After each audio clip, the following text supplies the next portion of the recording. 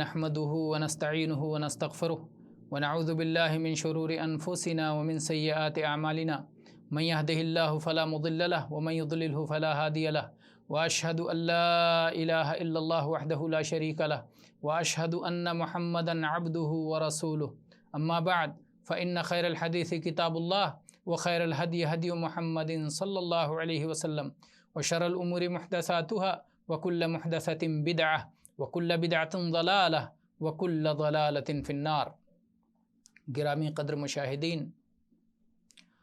आप ये बात जानते हैं कि मुआशरती बुराइयों के इलाज में इस्लाम का क्या तरीक़े कार रहा है, इस पर मुहाज़रात का एक सिलसिला है। अल्लाह के फ़ज़ल से कई बुराइयों के इलाज पर हम इससे पहले गुफ्तगू कर चुके हैं। आज इंशाअल्लाह चंद और बुराइयों और उनके इलाज से मुताल्लिक़ बात करेंगे। जाहिलियत के ज़माने में फैली हुई बुराइयों में से एक बुराई थी गैरुल्लाह की कसम खाना।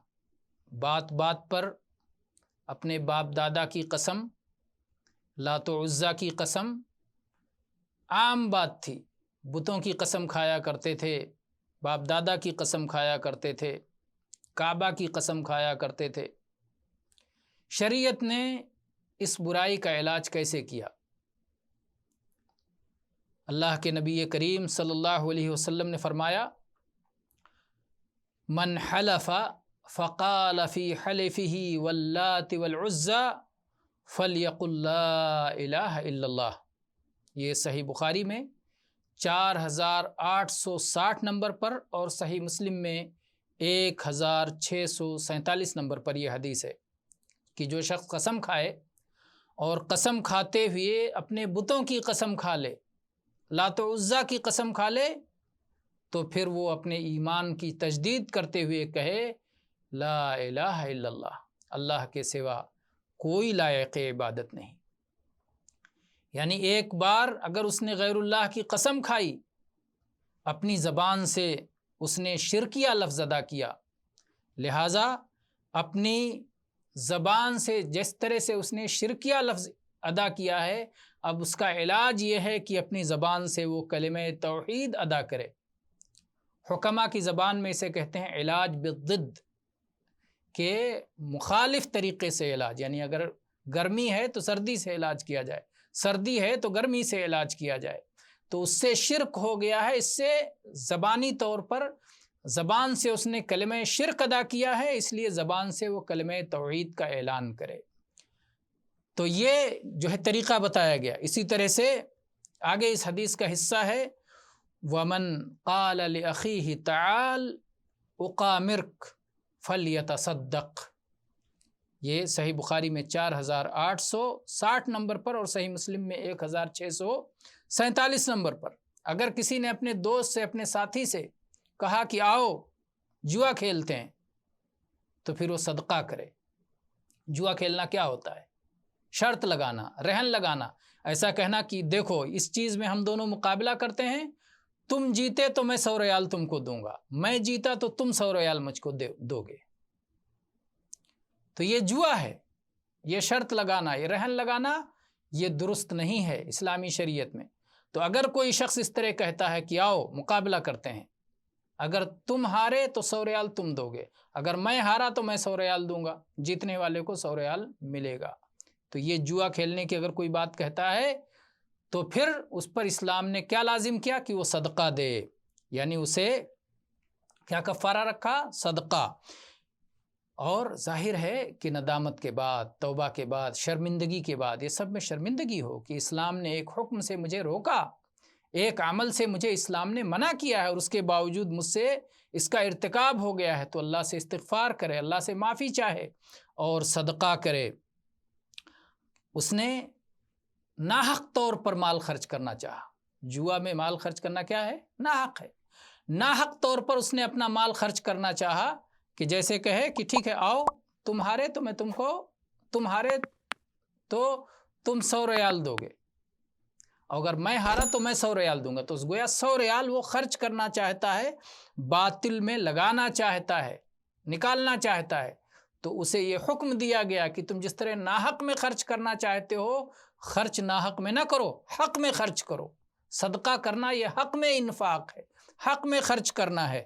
تو اسلام نے اس طرح علاج کیا کہ ایک جو انسانی طبیعت ہوتی ہے، پیسہ نکالنا چاہتی ہے، فائدہ اٹھانا چاہتی ہے، تو حق طریقے سے پیسہ نکالے اور حق طریقے سے فائدہ اٹھائے، ناحق فائدہ نہ اٹھائے۔ اور اس کے بعد پھر اس معاملے میں مزید سختی کی گئی، اور غیر اللہ کی قسم کھانے کا علاج یہ رکھا گیا کہ اگر کوئی شخص غیر اللہ کی قسم کھاتا ہے، اپنی قسم، میری قسم، تیری قسم، افسوس کی بات یہ ہے کہ ہمارے معاشرے میں بھی یہ چیز بہت پھیل گئی ہے آج کل کے اس زمانے میں۔ بہت سارے لوگوں کے یہاں یہ برائی پھیلی ہوئی ہے کہ بات بات پہ بیٹے کی قسم، بیوی کی قسم، میری قسم، تیری قسم کھاتے رہتے ہیں، جبکہ شریعت میں یہ سخت گناہ ہے، کفر یا شرک کے برابر ہے۔ جیسا کہ نبی کریم صلی اللہ علیہ وسلم کی یہ حدیث ہے، آپ نے فرمایا من حلف بغیر اللہ فقد کفر او اشرک، کہ جس شخص نے غیر اللہ کی قسم کھائی اس نے کفر کیا یا شرک کیا۔ تو یہ کفر شرک کے برابر عمل ہے۔ کفر اکبر یا شرک اکبر ہو سکتا ہے جیسا اس کا عقیدہ ہو، یا کفر اصغر ہو سکتا ہے اس کے عقیدے کے اعتبار سے۔ آدمی قسم کیوں کھاتا ہے کسی بات پر؟ قسم اس لیے کھاتا ہے کہ میں جس کی قسم کھا رہا ہوں، اپنے دیوی دیوتاؤں کی قسم کھاتے ہیں، پانی کی قسم کھاتے ہیں، اور دوسری چیزوں کی قسم کھاتے ہیں۔ کیوں قسم کھاتے ہیں؟ اس لیے کہ اگر وہ اپنی بات میں جھوٹے ہیں تو جس کی قسم کھا رہے ہیں وہ انہیں ہلاک اور برباد کر دے۔ تو گویا ان کا یہ عقیدہ ہے کہ اللہ کے سوا کوئی اور بھی ایسا ہے جو انہیں ہلاک اور برباد کر سکتا ہے ان کی جھوٹی قسم پر، اور یہ عقیدہ ظاہر ہے کہ کفر اکبر اور شرک اکبر ہے۔ تو اگر یہ عقیدہ نہیں ہے کسی کے تعلق سے تو پھر وہ اسی اعتبار سے کفر اصغر یا شرک اصغر ہو سکتا ہے۔ تو یہ قسم جس کی بھی کھائی جاتی ہے، قسم میں تعظیم پائی جاتی ہے، اور چونکہ اپنے باپ دادا کی جاہلیت کے لوگ زبردست تعظیم کرتے تھے، اس لیے وہ اپنے باپ دادا کی قسم کھاتے تھے، تو اللہ تعالیٰ نے اس سے بھی روک دیا۔ نبی کریم صلی اللہ علیہ وسلم نے فرمایا لا تحلفوا بآبائکم، صحیح بخاری 3836 نمبر پر یہ حدیث ہے کہ اپنے باپ دادا کی قسم نہ کھاؤ۔ اور دیکھیں صحابہ کرام رضوان اللہ علیہم اجمعین، ہمارے ماں باپ آپ پر قربان، کس طرح سے صحابہ کرام نبی کریم صلی اللہ علیہ وسلم سے جب کوئی حکم سنتے تھے تو کیسے اسے بجا لاتے تھے۔ عمر رضی اللہ عنہ فرماتے ہیں کہ جب میں نے یہ حدیث سنی اور مجھے اس بات کا علم ہوا کہ ماں باپ کی قسم کھانا درست نہیں ہے، تو پھر اس کے بعد سے ماں باپ کی قسم میری زبان پہ کبھی نہیں آئی، میں اس سے باز آ گیا۔ لا ذاکرن ولا آثرا، صحیح بخاری میں 6647 نمبر پر عمر رضی اللہ عنہ کا یہ قول ہے، ما حلفت بأبی ذاکرا ولا آثرا، کہ میں نے اپنے باپ کی قسم نہیں کھائی، نہ ہی یاد کے ساتھ میں اور نہ ہی نقل کرتے ہوئے۔ یعنی ایک تو یہ ہوتا ہے کہ آدمی خود اپنے طور پر قسم کھائے، میرے باپ کی قسم بات ایسی اور ایسی ہے، اور ایک یہ ہے کہ کسی سے نقل کر رہا ہو، کسی کی بات بیان کر رہا ہو، اس نے کہا میرے باپ کی قسم، تو یہ تو اس کی بات ہے، اس نے کہا میرے باپ، لیکن میرے باپ کی قسم زبان سے آپ نے ادا کیا، تو اس کو کہتے ہیں نقل کرتے ہوئے، آثرن۔ عمر رضی اللہ عنہ کہتے ہیں کہ نہ ذاکرن نہ آثرن، نہ میں نے ابتدائی طور پر اور نہ کسی سے نقل کرتے ہوئے۔ اپنے یہاں یہ بات بہت مشہور ہے، نقل کفر کفر نباشت، کسی کی کفریہ بات کو اپنی زبان سے کہنا، اس سے کفر نہیں ہوگا، صحیح ہے کفر نہیں ہوگا، لیکن ایک شخص جو کفر سے حد درجہ نفرت کرتا ہے اور انتہائی احتیاط کرتا ہے کہ کسی قسم کا کوئی کفریہ قول، کوئی کفریہ بات اس کی زبان سے ادا نہ ہونے پائے، تو وہ نقل کرتے ہوئے بھی کوئی کفریہ بات اپنی زبان سے ادا نہیں کرتا۔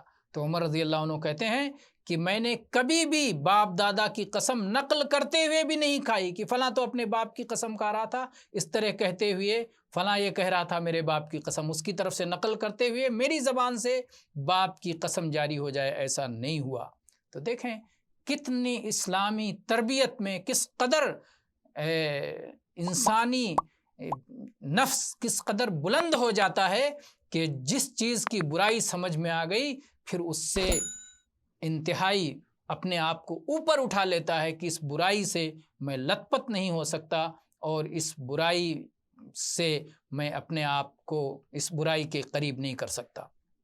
اسی طرح سے ایک برائی اور جو جاہلیت کے لوگوں میں پھیلی ہوئی تھی وہ بدشگونی کی برائی تھی۔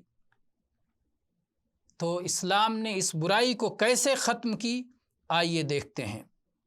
آج بھی یہ برائی بہت ساری جگہوں پر پائی جاتی ہے، بہت سارے لوگوں میں پائی جاتی ہے۔ پرندے اڑاتے ہیں، اگر داہنی طرف اڑ گیا تو معاملہ ٹھیک ٹھاک ہے، وہ اپنا سفر کریں گے، وہ اپنی شادی کریں گے، وہ اپنی تجارت کریں گے۔ لیکن اگر پرندہ بائیں طرف اڑ گیا تو پھر شادی کینسل، سفر کینسل، خرید و فروخت کینسل۔ تو جن لوگوں کے یہاں بدشگونی دلوں میں اپنی جگہ بنائے ہوئے ہے، وہ کہیں بھی کوئی بدشگونی آ گئی، الو نے بول دیا، کوئی معذور شخص سامنے آ گیا، کوئی بیوہ سامنے سے گزر گئی، کوئی الٹی ہانڈی نظر میں آ گئی، گلاس دودھ کا گلاس الٹ گیا، الو نے بول دیا، کالی پٹی نظر آ گئی، دشمن کا چہرہ نظر آ گیا، وغیرہ وغیرہ بہت ساری صورتیں ہیں، 13 نمبر سامنے آ گیا۔ تو یہ سب صورتیں جب ان کے سامنے آتی ہیں تو ایسی صورت میں وہ اپنا کام چھوڑ دیتے ہیں، نہیں اب تو کچھ خراب ہونے والا ہے، اب تو کچھ برا ہونے والا ہے، ان کے دل میں یہ بات بیٹھ جاتی ہے۔ اسلام نے اس کا کیسے علاج کیا، یہ دیکھتے ہیں۔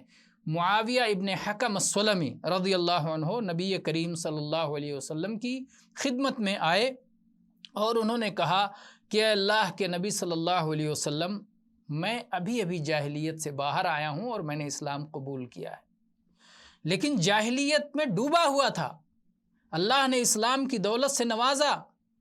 آپ بتائیے، ہم میں کچھ لوگ ایسے ہیں جو ابھی بھی بدشگونی لیتے ہیں، کیا اس کا حل ہے؟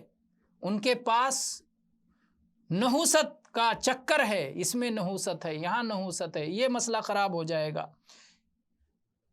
الو بول دیا، کوا بول دیا، پرندہ بائیں اڑ گیا، وغیرہ وغیرہ بہت ساری صورتیں ہیں، یہ نمبر نہیں چلے گا، یہ کانا سامنے آ گیا، یہ کپڑے والا آ گیا، اس طرح کی عورت آ گئی، چڑیل سامنے آ گئی، وغیرہ وغیرہ قسم قسم کی سوچ، بلی راستہ کاٹ گئی۔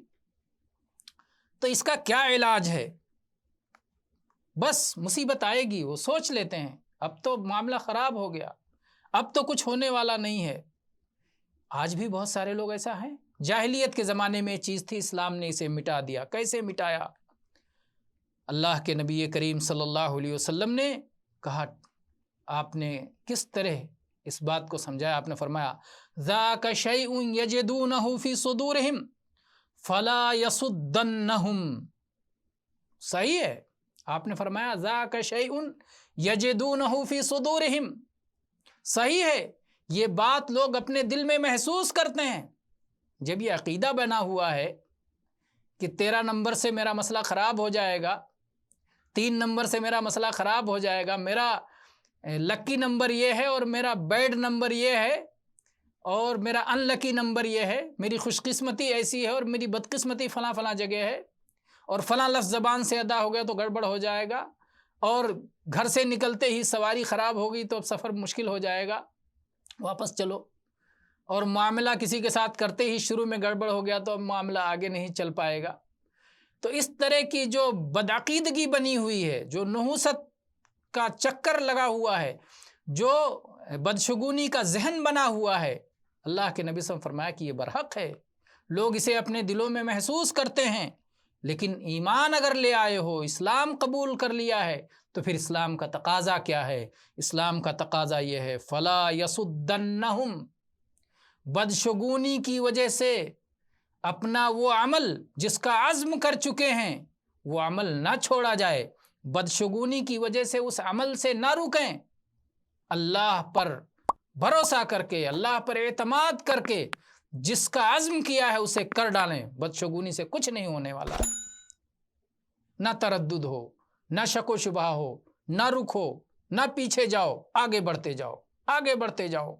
بدشگونی سے کچھ نہیں ہوگا، نہ الو بولنے سے کچھ ہوگا، نہ کوا بولنے سے کچھ ہوگا، نہ بلی کے راستہ کاٹنے سے کچھ ہوگا، نہ ہی دودھ کا پیالہ الٹ جانے سے کچھ ہوگا، نہ رات میں جھاڑو دینے سے کچھ ہوگا، نہ کہ بیوہ عورت نظر آ جانے سے کچھ ہوگا، نہ ہی دشمن کا چہرہ دکھائی دینے سے کچھ ہوگا، نہ ہی اور قسم کی، نہ 13 نمبر کچھ بگاڑنے والا ہے، نہ 17 نمبر کچھ بگاڑنے والا ہے۔ کوئی بھی چیز جس سے لوگ بدشگونیاں لیتے ہیں وہ تمہارے راہ کی رکاوٹ نہ بنے۔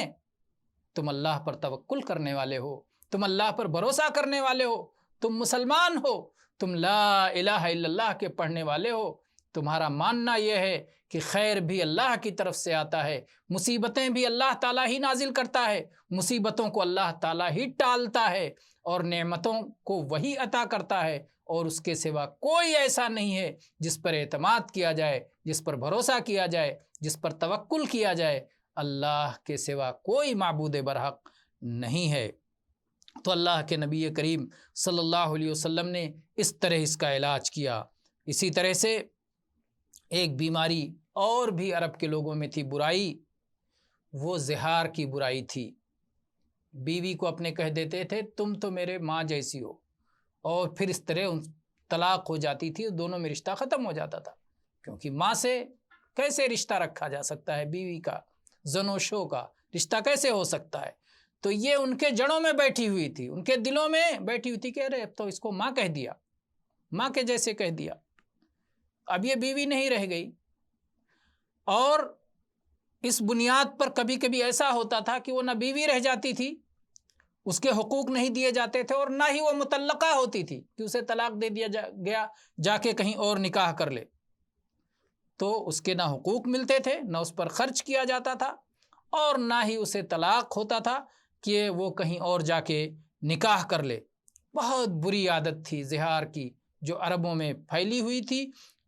اللہ تعالیٰ نے اس کو اس طرح ختم کیا کہ قرآن پاک میں آیت نازل فرمائی، الذین یظاہرون منکم من نسائہم ما ہن امہاتہم، جو لوگ اپنی بیویوں سے زہار کرتے ہیں اور انہیں کہہ دیتے ہیں کہ تم میری ماں جیسی ہو، ان کے اس غلط بات کہنے سے وہ ماں نہیں ہو جائے گی، کینسل۔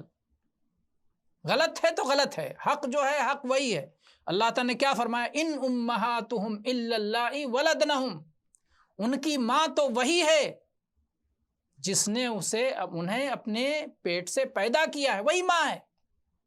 جس نے پیدا نہیں کیا وہ کیسے ماں ہو سکتی؟ تمہارے کہنے سے ماں ہو جائے گی؟ تو تم جو کچھ کہہ رہے ہو وہ بالکل غلط ہے، جھوٹ ہے، بری بات ہے۔ وَإِنَّهُمْ لَيَقُولُونَ مُنْكَرًا مِنَ الْقَوْلِ وَزُورًا، یہ جھوٹی بات کہہ رہے ہیں، یہ غلط بات کہہ رہے ہیں، یہ اجنبی اور ناحق بات کہہ رہے ہیں، باطل بات کہہ رہے ہیں۔ وَإِنَّ اللَّهَ لَعَفُوٌّ غَفُورٌ، اور اللہ تعالیٰ معاف کرنے والا ہے، بخشنے والا ہے۔ اگر یہ بات، یہ غلطی ہو گئی ہے، یہ گناہ ہو گیا ہے، اور زمانے جاہلیت کی عادت کے مطابق کوئی شخص اپنی بیوی کو ماں جیسے کہہ چکا ہے، تو ایسی صورت میں انہیں کفارہ کا حکم دیا گیا کہ کفارہ ادا کریں، اور اس طرح سے یہ گناہ ختم ہو جائے گا۔ اللہ تعالیٰ نے فرمایا والذین یظاہرون من نسائہم ثم یعودون لما قالوا فتحریر رقبۃ من قبل ان یتماسا ذالکم توعظون به واللہ بما تعملون خبیر فمن لم یجد فصیام شہرین متتابعین من قبل ان یتماسا فمن لم یستطع فاطعام 60 مسکینا ذالک لتؤمنوا باللہ ورسولہ وتلک حدود اللہ وللکافرین عذاب علیم۔ جو لوگ اپنی عورتوں سے زہار کرتے ہیں اور پھر انہیں اپنی اس بات پر پچھتاوا ہوتا ہے، تو ان کے لیے کفارہ یہ ہے کہ وہ اپنی بیوی سے ملنے سے پہلے ایک غلام آزاد کریں۔ یہ اللہ تعالیٰ کی طرف سے انہیں نصیحت کی جاتی ہے، اور اللہ تعالیٰ ہر اس چیز سے باخبر ہے جو کچھ تم کرتے ہو۔ اور جسے ایک غلام آزاد کرنے کی طاقت نہ ہو تو وہ شخص مسلسل پے در پے 2 مہینے صوم رکھے، روزہ رکھے، اپنی بیوی کے قریب جانے سے پہلے، اسے چھونے سے پہلے 2 مہینے، جب 2 مہینے کا صوم مکمل کر لے گا تبھی وہ اپنی بیوی کو ہاتھ لگا سکتا ہے، اور جس کے یہاں اس کی بھی طاقت نہ ہو تو پھر وہ 60 غریبوں کو کھانا کھلائے۔ اور تم وہ لوگ ہو جو اللہ اور اس کے رسول پر ایمان رکھتے ہو، اور یہ اللہ کی حدیں ہیں، اور اگر کوئی ان حدود سے تجاوز کرتا ہے، ان کا انکار کرتا ہے، تو وہ سن لے کہ منکرین کے لیے دردناک عذاب ہے۔ تو اس طرح سے اسلام نے مشکلات کا حل پیش کیا، اخروی سزا کی یاد دلائی۔ اللہ تعالی ہمیں بھی اسی طرح سے اسلام کے طرز عمل کو اپناتے ہوئے، قرآن پاک کے طریقہ کار کو اپناتے ہوئے اپنے معاشروں کی اصلاح کرنے کی توفیق عطا فرمائے۔ آمین۔ وآخر دعوانا ان الحمد للہ رب العالمین، وصلی اللہ علی نبینا وسلم۔